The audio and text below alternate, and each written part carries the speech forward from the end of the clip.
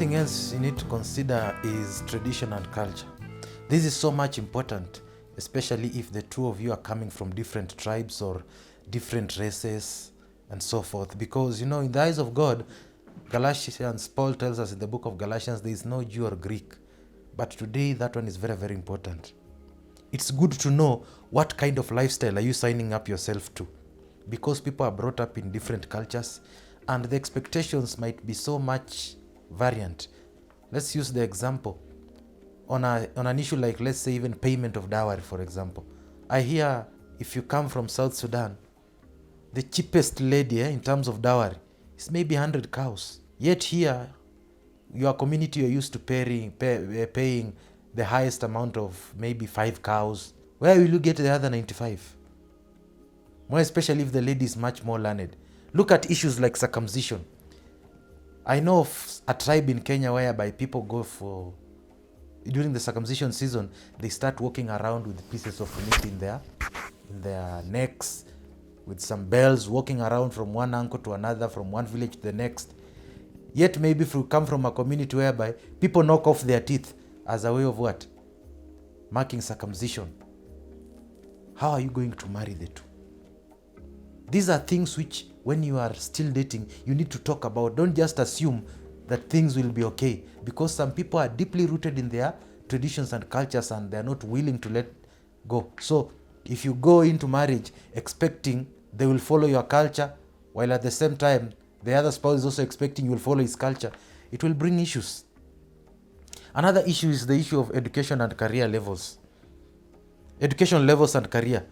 This is bound to bring problems, especially in situations where the lady is more educated than the man.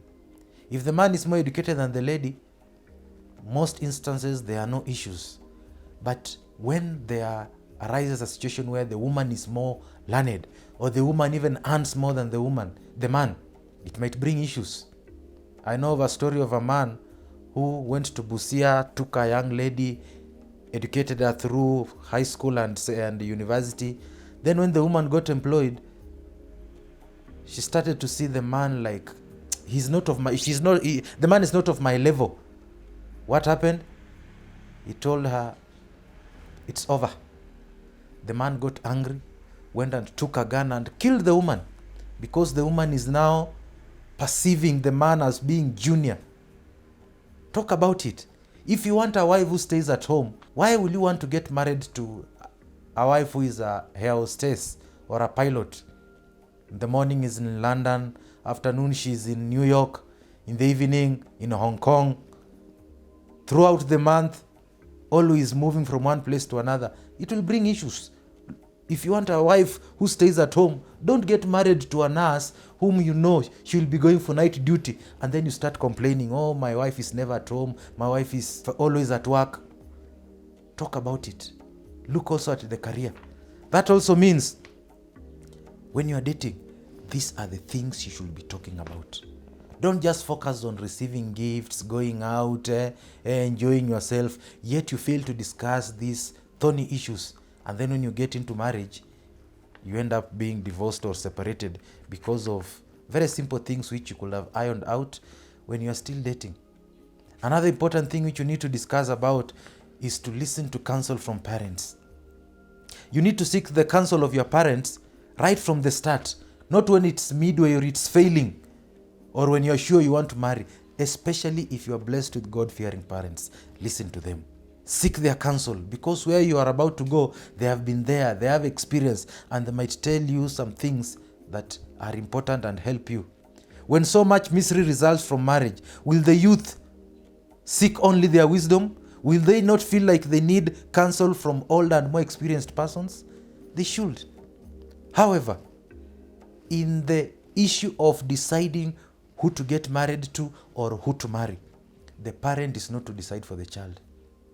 Let the young man or let the woman receive all the advice he or she can receive, but the decision should remain with the person who is going to get married.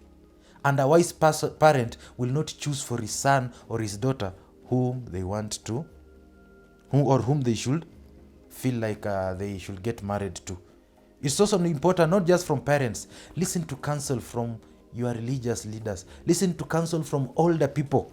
Waswahili wanasema penye wazee hapaharibiki neno.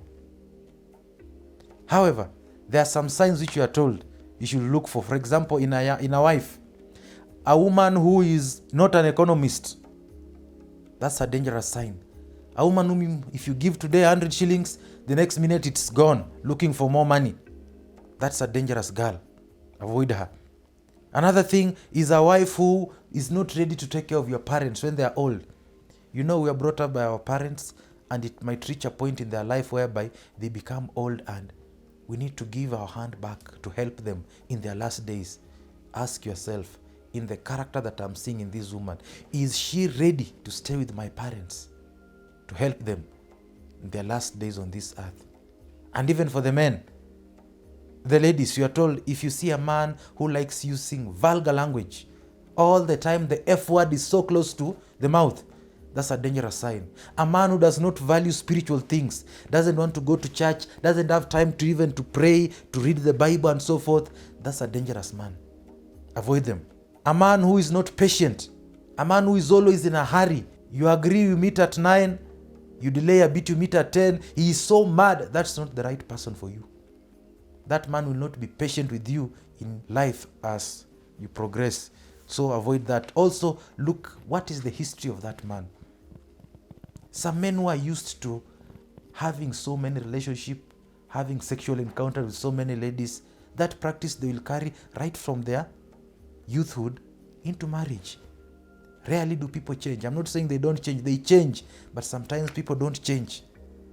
That should be the right characters that you should consider. May God bless you. Keep tuned.